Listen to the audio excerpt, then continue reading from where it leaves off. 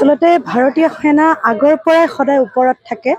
তেখেতলোক কেতিয়াও হাৰিব নোৱাৰে আৰু নিজকে গৌৰৱ ফিল হয় এইটো কাৰণে যে মই ভাৰতৰে এগৰাকী বাসিন্দা হয়। আৰু আজি মই এইখন মঞ্চ বাহজানী নলবাৰী বাহজানীৰ এইখন মঞ্চৰ পৰা মই তেখেতলোক সকলোলৈকে এটাই কথা ক'ব বিচাৰিম যে আমি কেতিয়াও পিছত নহয়।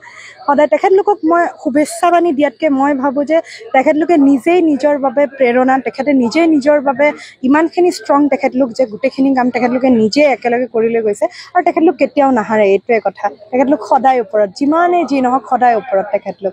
আজিৰ পৰা যে অনুষ্ঠানবিলাক বন্ধ কৰি দিলে তাৰ বাবে বেয়া পাইছে? নাই, নিশ্চয় নাই পোৱা।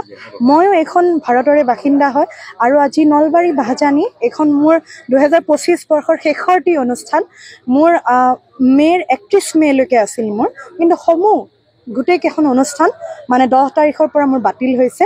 আৰু এইখিনি কথা যিখিনি আমাক আহ্বান জনোৱা গৈছিল আজি বা কালি ৰাতিতে যোনখিনি কথা মই গম পাইছিলোঁ অলপকৈ, সেইখিনি কথাত মই পূৰা সমৰ্থন দিছোঁ। কাৰণ কিয়, মই যিমান যি নহওক এইখন ভাৰতৰে বাসিন্দা হয় আৰু মই দেশপ্ৰেমী হয়, সেইটোৱে কথা। সেইবাবে এই যিখিনি ঘটনা হৈ আছে এই গোটেইখিনিত মই সমৰ্থন দিছোঁ আৰু মই প্ৰত্যেকখন অনুষ্ঠান 10 তাৰিখৰ পিছত মোৰ যিমানকেইখন আছে গোটেইকেইখন মোৰ বাতিল হৈছে আৰু আজিৰ অনুষ্ঠানটি মোৰ শেষৰটি অনুষ্ঠান। খুব কম সময়ৰ ভিতৰত আমাৰ যি নাম এই নাম অটুট ৰখাৰ চেষ্টা কৰা হৈছে,